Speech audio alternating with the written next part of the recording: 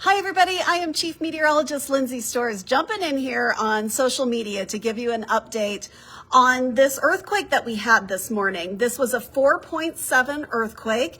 It struck right along Mirror Lake Highway, Highway 150, about 25 miles south of Evanston. A lot of you felt it across much of northern Utah, southwestern Wyoming. If you did feel it, you can go into the comments, leave us a comment there, tell us your location, where you were and whether or not you felt it. There was something interesting about this earthquake though, and that is that it had a foreshock, which is an earthquake that occurs before the main earthquake that isn't quite as strong as the main earthquake. So I wanted to jump in here and give you a little explanation of what happened, how rare this is, things like that. So we've got a lot of people jumping on now. Let's flip this camera around and get to the data so that you can see what I've been looking at. Okay, so this is where that earthquake occurred. Here's Evanston. This is Highway 150. So this is what becomes the Mirror Lake Highway as it goes through the Uintas. So this quake, the main quake occurred at 7:49 a.m. It was a magnitude 4.7. So that's a pretty decent earthquake. That's why so many of us in northern Utah and southwestern Wyoming felt it. It had a depth of about 8 miles. Now I'm going to zoom in here. You can see how we have multiple dots in here. You're going to see that we've got 2 dots right here. This is the same quake, it appears. It appears that we just have double reporting of the same quake from multiple seismographs. So this, again, is the main earthquake, that 4.7 that occurred. Now, you're going to see these other dots over here indicating earthquakes that have happened. Now, here is the key up here. You can see that all of these occurred, including the main earthquake, 1 to 12 hours ago. So they've all occurred more than 1 hour ago. But I want to point out this particular quake right here. This is the foreshock because look at the time. Here's the main earthquake's time, 7:49 a.m. This earthquake occurred at 7:47 a.m. It was a 2.4 magnitude, so it was not nearly as strong as the 4.7 that occurred at 7:49. So this is what we call a foreshock. This is when a smaller quake occurs before the main event. This does not happen very often. This happens in about 5% of all earthquakes worldwide, that you get a foreshock before the main earthquake. Most of the time, the main earthquake occurs and then you have aftershocks. That's what all of these are down here. You can see that we've had multiple of those. Oh, sorry, I added a few little words here so that you could see that only 5% of earthquakes. But these are all aftershocks that have occurred in the hour and a half since we had the main earthquake.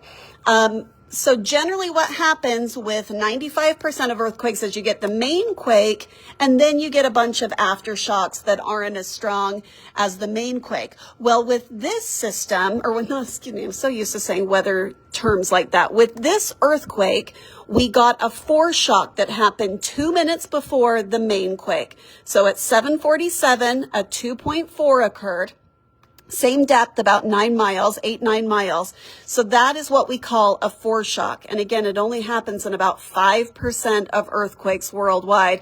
Then we got the main quake at 7:49, and then we've had all these aftershocks that have been in the vicinity that have occurred since the main quake. So you've got a foreshock that happens before the main quake, and then aftershocks, which happen obviously after it.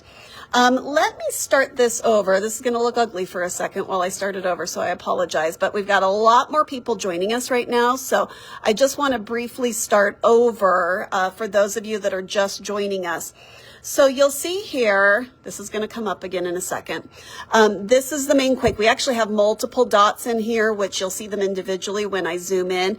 But here's Evanston, here's Salt Lake, here's Colville. That sort of gives you an idea of where this happened.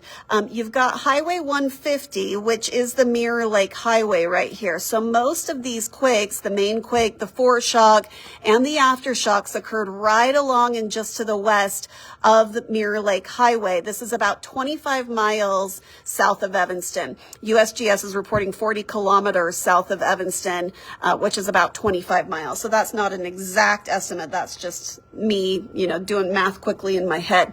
So I'm going to zoom in here. This is marking the main quake. We have 2 dots there. That is that's not 2 separate earthquakes. That is 2 reports of the same earthquake occurring from different seismograph locations, which is why you see 2 different dots here as it tries to triangulate exactly where this earthquake occurred. So they're right by each other. They happened at the exact same time. It really is just a double report. So it was 4.7 magnitude, happened at 7:49. Now this dot right here, this happened 2 minutes before the main quake. You can see 7:47 a.m., magnitude 2.4. So this is what we call a foreshock to the main earthquake, okay? A foreshock is a smaller earthquake that occurs before a larger earthquake. This doesn't happen very often. This happens in about 5% of earthquakes worldwide that we see this. Most of the time you get the main earthquake and then you get aftershocks. These down here are all aftershocks.